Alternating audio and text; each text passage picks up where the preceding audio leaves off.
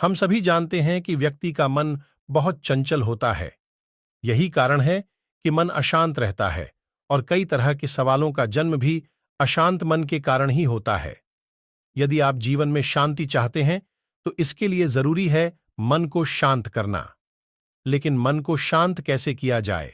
गौतम बुद्ध से जुड़ी इस कहानी के माध्यम से आप जान सकते हैं कि मन को शांत करने का क्या तरीका है। इसमें भगवान गौतम बुद्ध द्वारा मन को शांत करने के आयामों के बारे में बताया गया है। जानते हैं इस कहानी के बारे में जिससे आपका जीवन बदल जाएगा। एक बार एक लड़का गौतम बुद्ध के पास जाकर कहता है, मेरे जीवन में बहुत अशांति है, कृपा करके आप मेरा मार्गदर्शन कीजिए जिससे कि मैं इस अशांति से छुटकारा पा सकूं। गौतम बुद्ध लड़के से जीवन की अशांति का कारण पूछते हैं।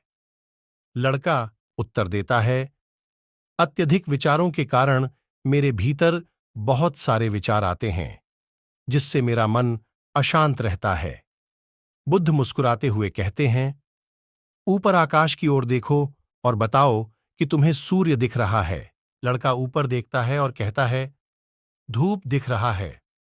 बुद्ध उससे पूछते हैं कि अगर तुम लगातार धूप में खड़े रहोगे तब क्या होगा? वह कहता है, मुझे अत्यधिक गर्मी लगेगी और शरीर में बेचैनी होगी। बुद्ध लड़के से कहते हैं कि अगर धूप में खड़े रहने से तुम्हें गर्मी लगती है तो इसमें दोष किसका है, सूर्य के ताप का या तुम्हारा? लड़का कुछ सोचने के बाद कहता है, इसका जवाब आप भी बताइए। बुद्ध कहते हैं, सूर्य का काम है ताप देना और ताप का काम है गर्मी लगना। ऐसे में तो दोष तुम्हारा ही है कि तुम धूप में जाकर खड़े हुए जिससे कि तुम्हें गर्मी लगी। तुम्हें अगर शीतलता चाहिए तो तुम्हें छांव में रहना होगा।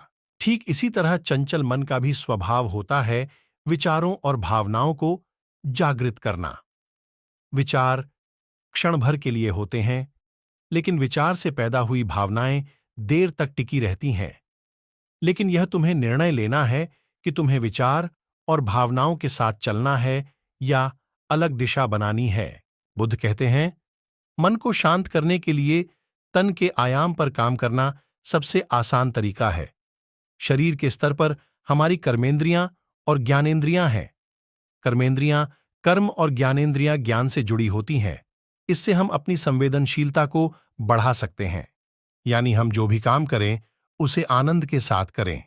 मन के आयाम से हटकर तन के आयाम पर जाने से ही तुम्हारा चित्त शांत होगा। ऐसा करने से तुम मन के आयाम से हटकर शरीर के आयाम पर आ जाओगे, ठीक उसी तरह जैसे तुम धूप से हटकर छांव में आ सकते थे। मन के आयाम से हटने पर तुम्हारी जागरूकता तन पर आ जाएगी। जब तुम तन के आयाम पर काम करोगे तब तुम्हारा चित्त शांत होगा। इसलिए हर काम को तन के आयाम पर करने से मन स्वतः शांत हो जाता है। लड़का बुद्ध से कहता है, अपने भीतर के सुर को कैसे सुने? बुद्ध कहते हैं, किसी शांत स्थान पर रहकर जहां शांति हो, तब अपनी आंखें बंद करो और मन के भीतर चल रहे शोर से हटकर भीतर के सुर को सुनने की कोशिश करो।